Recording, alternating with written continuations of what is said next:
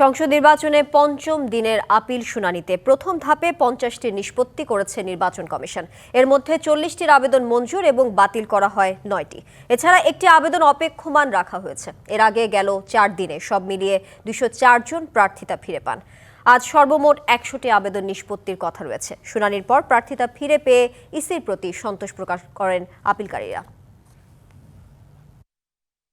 আসন্ন ত্রয়োদশ জাতীয় সংসদ নির্বাচনে প্রার্থিতা বাতিলের বিরুদ্ধে সংক্ষুব্ধদের আপিল শুনানি চলছে। বুধবার সকাল 10টা থেকে আগারগাঁওয়ের নির্বাচন কমিশন ভবনের সম্মেলন কক্ষে প্রার্থীদের উপস্থিতিতে এই শুনানি শুরু হয়। শুনানি শেষে গণমাধ্যমে প্রতিক্রিয়া জানান প্রার্থীরা। বলেন, নির্বাচনের স্বতন্ত্র প্রার্থীদের ক্ষেত্রে সংশ্লিষ্ট নির্বাচনী এলাকার 1% ভোটারের স্বাক্ষরযুক্ত তালিকা জমার বিধানই তাদের বিপাকে ফেলেছে, যা ভোটের পূর্বে ভোটারদের জন্য তৈরি করেছে অনিশ্চয়তা। এ নিয়ম বাতিলের দাবি জানান তারা। এই 1%-এর বিধানটা অগণতান্ত্রিক এবং এই 1%-এর বিধান স্বৈরতান্ত্রিকতার সৃষ্টি করে।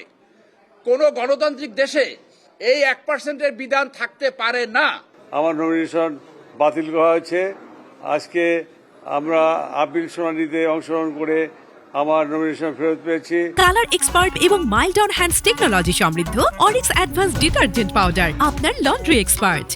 এদিন বাংলাদেশ কমিউনিস্ট পার্টির 4টি আবেদনের মধ্যে সবগুলোর বৈধতা পাওয়া যায়। পাশাপাশি বেশিরভাগ স্বতন্ত্র প্রার্থীর মনোনয়নপত্র বৈধ ঘোষিত হয়। একটা রাজনৈতিক দল যতক্ষণ পর্যন্ত নিবন্ধন থাকবে তার বৈধতা থাকবে নির্বাচন করার জন্য। প্রশাসন যদি কোনো দলের পক্ষে যায় বা কোনো গোষ্ঠীর পক্ষে যায়, সেই ক্ষেত্রে এই অনিশ্চয়তা থাকতে পারে। আমাদের মধ্যে একটু ভুল ত্রুটি হয়ে গেছে, ভোটার নাম্বারটা লিখতে ভুল হয়ে গেছে, বাট স্বাক্ষর সঠিক আছে, স্বাক্ষরে কোনো সমস্যা নাই, সে বাংলাদেশেই আছে। আমরা এই মর্মে কাগজপত্র দাখিল করেছি। আমার শুনানির শেষে ওনারা বলেছেন যে আগামী 17ই জানুয়ারি ওনারা এই বিষয়ে আবার আমাদেরকে শুনবেন।